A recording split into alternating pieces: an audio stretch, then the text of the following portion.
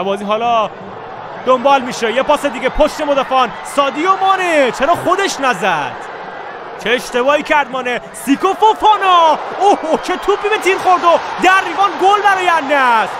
گل به درستی زده شده. بله CR7 بریس میکنه توی این بازی. 2-1 النصر. کامبک میزنه تیم فوتبال النصر و الهلال عقب میفته.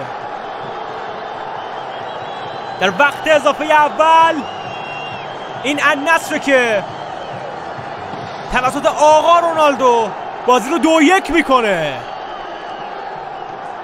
دبل رونالدو در فینال این رقابت ها. 6 گله میشه CR7.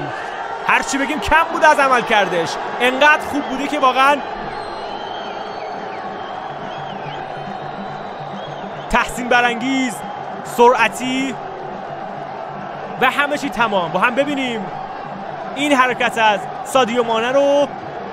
به نظرم اگه خودش میزد بهتر بود. حالا میتونست اولین گل خودش رو در این رقابت ها به خودش ثبت بکنه. این ضربه‌ای که زد به توپ سیکو فوفانا بی‌نظیر بود واقعا. ضربه‌ای که فوفانا زد خورد به تیر افقی و در نهایت رونالدو بریس میکنه و تیمش رو هم 2-1 جلو میندازه. شماره 7 النصر، کاپیتان زردها، یک مهره همه چی تموم در رأس خط حمله.